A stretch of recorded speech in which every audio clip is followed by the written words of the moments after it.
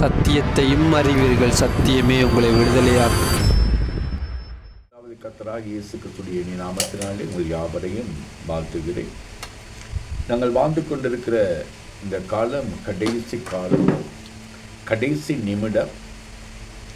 இதுக்கு பிறகு எங்களுக்கு ஒரு காலங்களோ சந்தர்ப்பங்களோ கிடைக்குமா என்றால் அது ஒரு கேள்விக்குறியாக இருக்கிறது. இன்றைக்கு எங்கு பார்த்தாலும் குடும்பங்களிலே பிரச்சனைகள், போராட்டங்கள், கண்ணீர்கள், இன்னுமான ஒரு சமாதானமற்றதான ஒரு நிம்மதியற்ற சூழ்நிலையிலே மக்கள் தத்தளித்து கொண்டிருக்கிறதை பார்க்கிறோம். பல பேர் பல இடங்களுக்கு ஓடுகிறார்கள். ஏதாவது ஒரு விடுதலை வேண்டும் என்பதற்காக, ஒரு சுகம் கிடைக்கணுங்கிறதுக்காக, ஒரு நன்மையை பெற்றுக்கொள்வதற்காக, ஒரு ஆசீர்வாதத்தை பெற்றுக்கொள்வதற்காக பல இடங்களிலே நோக்கி ஓடிக்கொண்டிருக்கிறார்கள். அவர்கள் ஓடிக்கொண்டிருக்கிற இடங்களிலே அது ஒரு இடம் தேவனுடைய ஆலயமாகவும் இருக்கிறது. இவர்கள் தேவ ஆலயத்துக்கு வருவது போல பல இடங்களுக்கு செல்லுவது உண்டு.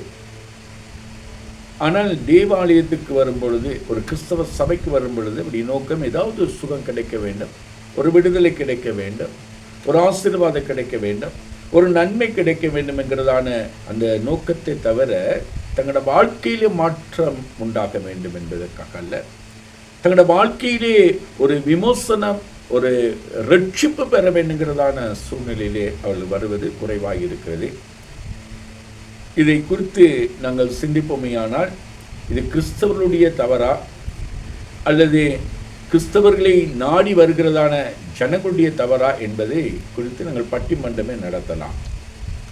இந்த அநேகமான திருச்சபைகளிலே சொல்லுகிற காரியம், பிசாசு துரத்தினோம், நோய்களை சுகமாக்கணும், அற்புதங்களை செய்தோம், ஆசீர்வாதம் கிடைத்தது, இப்படியான பலதரப்பட்டதான காரியங்கள். இது தப்பு அல்ல.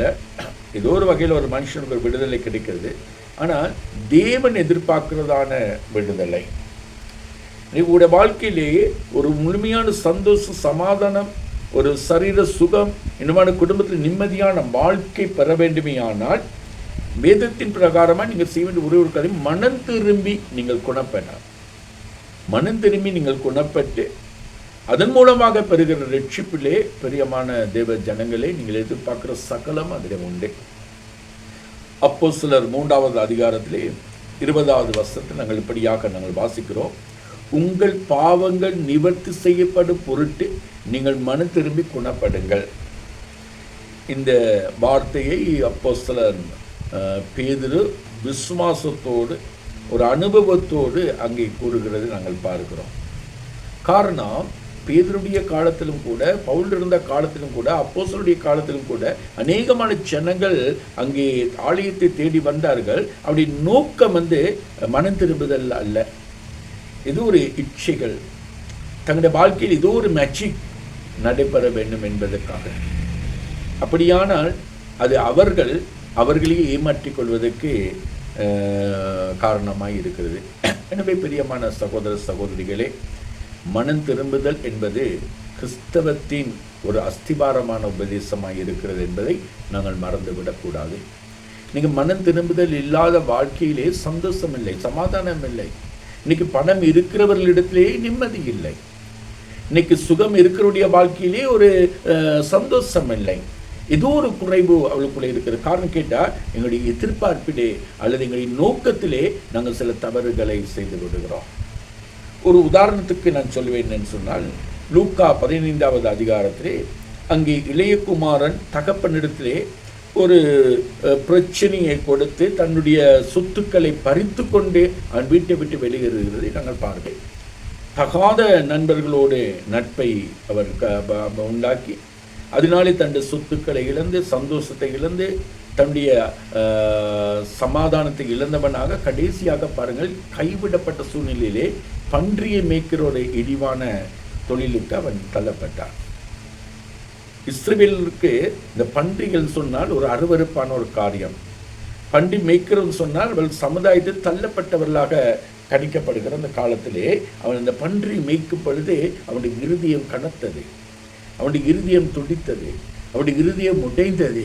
தன் தகப்பனை, அவன் தகப்பனுடைய வீட்டாரை நினைத்து பார்த்தான். தன்னுடைய தகப்பனுடைய வீட்டில் உள்ள வேலைக்காரர்கள் உண்ணுகிற நல்ல உணவுகளை அவன் யோசித்து பார்த்தான். அந்த வேலைக்காரர் உடுத்துகிற உடைகளை அவன் நினைத்து பார்த்தான். பெரிய மனவிலே அவருடைய தகப்பனுடைய வீட்டில் இருக்கும் பொழுது ஒரு வித்தியாசமான சந்தோஷம் அவனுக்குள்ள இருந்தது, நிறைவான ஒரு ஆசீர்வாதம் இருந்தது. பல பேர் அவரை புகழக்கூடியதான ஒரு அந்தஸ்திலே அவன் இருந்தான். ஆனால் தகப்பனை விட்டு அவன் தூர போன பொழுது தன்னுடைய அந்தஸ்தை இழந்தான், தன்னுடைய பெருமையை இழந்தான், தன்னுடைய எல்லா விதமான நன்மையும் இழந்தவனாக கடைசியாக அந்த பன்றிக்கு வைக்கிறதான அந்த உணவை கூட அவன் சாப்பிடக்கூடிய சூழ்நிலையில் தள்ளப்பட்டான். ஆகவே பெரிய மனவிலே அவன் எடுத்த ஒரு காரியம் என்று கேட்டால் அந்த இடத்துல அவன் மனஸ்தாபப்படுகிறது நாங்கள் பார்க்கிறோம். அது மாத்திரமல்ல, அவன் ஒரு தீர்மானம் எடுக்கிறான். நாங்கள் லூக்காவிலே அந்த வார்த்தையை நாங்கள் வாசிப்போமேயானால் 15வது அதிகாரத்திலே, லூக்கா 15வது அதிகாரம் 18வது வசனத்திலே அவர் ஒரு வார்த்தை சொல்கிறார் பாருங்க. நான் எழுந்து என் தகப்பனிடத்தில் போய், தகப்பனே, பரத்துக்கு விரோதமாகவும் உமக்கு முன்பதாகவும் பாவம் செய்தேன். இது ஒரு தீர்மானம். இந்த தீர்மானத்தில் பாருங்க 2 காரியங்களை வலியுறுத்துகிறதை பார்க்கிறோம். ஒன்று, அவன் தகப்பனுக்கு விரோதமாக செய்த பாவத்தை அறிக்கையிட்டார். 2வது, பரத்துக்கு விரோதமாக செய்த பாவத்தை அறிக்கையிட்டார். இப்போ இதுதான் ஒரு மனம் திரும்புதலின் ஒரு முக்கியத்துவம். நாங்கள் இந்த உலகத்தில் எந்த தவறு செய்தாலும் 2 பேருக்கு விரோதமாக செய்கிறோம். ஒன்று தேவனுக்கு விரோதமாக, அடுத்தது யாருக்கு விரோதமாக அந்த காரியங்கள் செய்கிறோமோ, யாருக்கு விரோதமாக ஒரு காரியத்தை கதைக்கிறோமோ அவர்கள் பாதிக்கப்பட்டிருக்கிறார்கள்.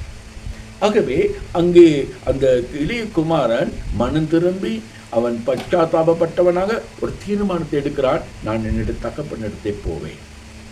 அங்கே தகப்பனை கண்ட பொழுது அந்த தகப்பன் ஓடோடி வந்து தன் மகனை கட்டி அணைக்கிறதை நாங்கள் பார்க்கிறோம்.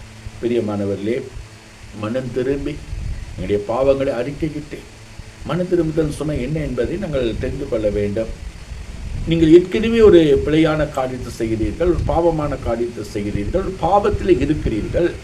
அந்த பாவத்தோடு, அந்த பிழையான காரியங்களோடு, அந்த இச்சையான காரியங்களோடு நீங்கள் தேவனிடத்தில் வந்து நீங்கள் ஆசீர்வாதத்தை மாத்திரமில்லை எதிர்பார்க்கிறதா இருந்தால் அது உங்களுக்கு நஷ்டம். அதில் எந்த விதமான நன்மையும் இல்லை. ஆகவே நீங்கள் செய்ய வேண்டிய காரியம், நீங்கள் ஏற்கனவே செய்கிற அந்த காரியத்தில் உள்ள பாவமான காரியங்கள், இச்சையான காரியங்கள், பிழையான காரியங்கள், இவைகளை விட்டு விட்டு நீங்கள் திரும்புவது தான் மனம் திரும்புதல்.